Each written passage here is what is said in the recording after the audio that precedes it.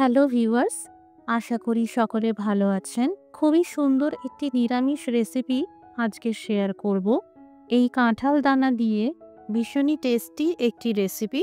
একবার এইভাবে বানাবেন, স্বাদ মুখে লেগে থাকবে। এতটাই অপূর্ব খেতে হয়। নমস্কার, আমি মৌ। আপনারা দেখছেন মৌয়ের সাথে রান্নাবান্না। রেসিপিটি ভালো লাগলে লাইক দিয়ে শেয়ার করে দেবেন। এরকম আরও নতুন নতুন রেসিপি পাওয়ার জন্য আমার চ্যানেলটি সাবস্ক্রাইব করে রাখুন। এখানে নিয়েছি কিছু পরিমাণ কাঁঠাল দানা। খোসাগুলোকে আমি ছাড়িয়ে নিয়েছিলাম। এই রান্নায় কাঁঠাল দানা সিদ্ধ করার কোনো প্রয়োজন নেই। মিক্সিতে এই কাঁঠাল দানাগুলোকে সামান্য জল দিয়ে বেটে নিতে হবে। এই কাঁঠাল দানার পেস্টের সাথে দিয়ে দিলাম সামান্য করে কালো জিরে, 2 চামচ আদা লঙ্কার পেস্ট, 1 চামচ হলুদ গুঁড়ো, 1 চামচ লবণ, 4 চামচ বেসন দিয়ে দিলাম। এখানে আমি মোটামুটি 2 কাপ মতন কাঁঠাল দানার ব্যবহার করেছি, তাই 2 কাপ কাঁঠাল দানার জন্য প্রথমে 4 চামচ বেসন দিয়ে মেখে নেব। মেখে নেওয়ার সময় মনে হচ্ছে আরেকটু বেসন দিলে ভালো, তাই আরও 2 চামচ বেসন দিয়ে দিলাম। ভালো করে মেখে নিলাম। তাহলে আমার টোটাল 6 চামচ বেসন লাগলো।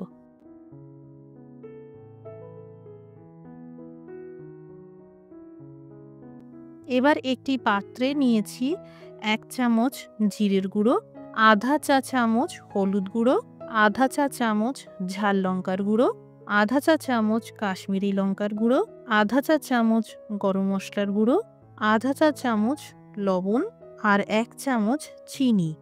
এবার এই থেতো করে রাখা 2 চামচ আদা লঙ্কার পেস্ট এই মশলার সাথে ভালো করে মিশিয়ে নিলাম। ফ্রাইং প্যানে নিয়েছি পরিমাণ মতন সর্ষের তেল। কাঁঠাল দানার পেস্টটা ভেজে নেব। এখানে বলে রাখি, একটু বেশি করে তেল দিলে এই কাঁঠাল দানার পেস্ট ভাজার সময় প্যানে বা কড়াইতে লেগে যায় না। প্রথম দিকে আঁচটা কমিয়ে রাখবেন আর এই পেস্ট তেলের সাথে খুব ভালো করে মিশিয়ে নেবেন। তারপর আঁচটাকে মিডিয়ামে করে ভাজবেন। তাহলে দেখবেন এই পেস্ট ভাজার সময় কড়াইতে লেগে যাচ্ছে না বা আটকে যাচ্ছে না। যখন দেখবেন এই রকম মিশ্রণ হাতে নিয়ে গোল করে পাকানো যাচ্ছে, বুঝবেন ভাজা হয়ে গেছে। এবার আঁচটা বন্ধ করে দিলাম। এই পুরো মিশ্রণটা ঠান্ডা করে নিতে হবে।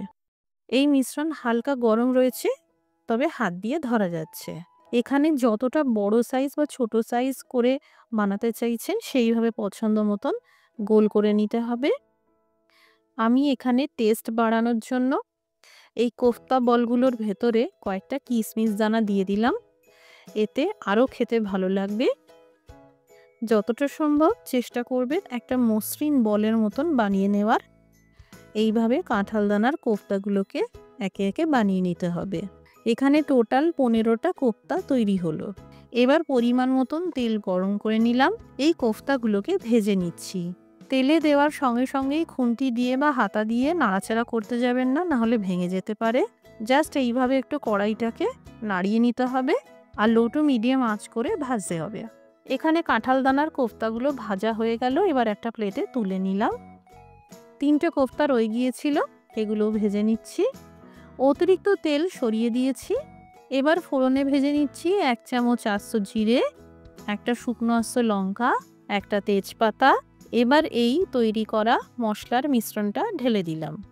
মশলার পেস্টটা ঢালার সময় আঁচটা কম করে রাখতে হবে, যাতে পুড়ে না যায়। মোটামুটি মশলা থেকে তেল আলাদা হওয়া পর্যন্ত ভাজতে হবে। এবার দিয়ে দিলাম টমেটো পিউরি।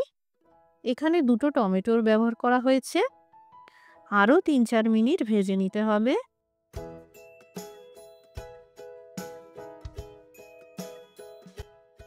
এবার দিয়ে দিলাম পোস্ত আর 4 মগজদানার পেস্ট। এখানে 2 চামচ পোস্তর সঙ্গে 2 চামচ মগজদানা পেস্ট করে নিয়েছিলাম। সামান্য জল দিয়ে ভালো করে ভেজে নিলাম। এই 4 মগজদানা হলো তরমুজের শুকনো বীজ। এটা আপনারা যে কোনো মুদির দোকানেই সহজে পেয়ে যাবেন। বেশ 2-3 মিনিট ভাজার পর দিয়ে দিলাম 1 গ্লাস গরম জল, স্বাদ মতন লবণ। সব কিছু ভালো করে মিশিয়ে নেওয়ার পর কম আঁচে ঢেকে 2 মিনিট রান্না করব।